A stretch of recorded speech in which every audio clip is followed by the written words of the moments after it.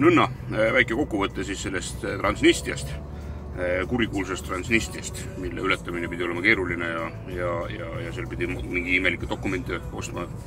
Ühesõnaga jutt käib 13. oktoobrist 13.10 ja trassil siis Moldova pealinn Kišinov ja teises otsas Odessa. Mõlema poole piiriületused läksid umbes 15 minutiga ja kõik olid viisakad, toredad, sellised lahked ja mõnusad inimesed, ei ole ühte halba sõna öelda ja ainuke asi, mis mul tuli osta, oli siis selline paber, mis on siis vignett ja selle eest küsiti 5 euri. Ma küsisin mitu korda, et kas mul on vaja mingisugust spetsiaalset kindlustust.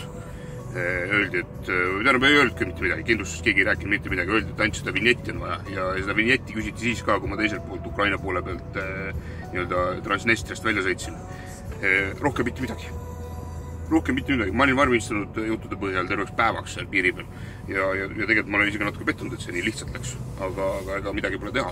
Aga seest oli selline tore kloun Moldovasse sisse sõites. See on nüüd siis see alumine riik, mis seal nüüd oli. Need on nii palju juba olnud, hakkab meelest ära minema. Rumeenia, ja seal on vana vahib luubiga ja erinevate tulede all, mingite valguste all mu juhi lubasid ja siis tehnilist passi. Küsisin siis nalja pärast, et äkki tahab rohelisest kaardist ka selle luubiga tiiru üle lasta, sellest ei reageerinud, tõenäoliselt ei saanud naljast aru. Ja see ütleb, et meil on jama. Mis jama sul on? Sul on tehnilises passis 8 istet, aga sul on bussis 2 ja Moldovas niimoodi olla ei või. Ma ütlesin, kuule, mis nalja teed, et see on sellised äravõetavad istmed, et lähen koju tagasi, panen klõpsti põranda külge tagasi ja kõik läheb edasi, et see ei ole mingisugune selline statsionaarne ümberehitus. Ei, nii ei või olla. Nüüd on jama, nüüd ma ei tea, mis nüüd saab. Ega midagi. Vaidlesime seal mingi tunnikene 15 või mis tunnike 15 minti. Ja jõudsin juba ka veits närvi minna vahepeal.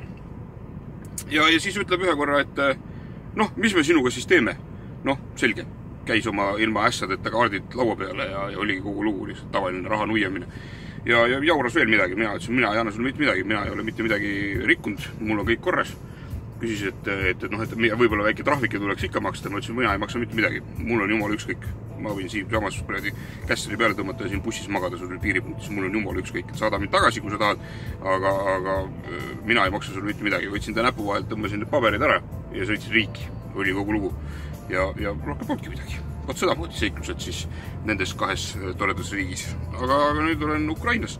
Ja Moldova kohta muide ütlen veel, et see on vaieldamatult kõige halvemate teedega Euroopa riik üldse. Mul on küll 3 Balkani riiki veel käimata.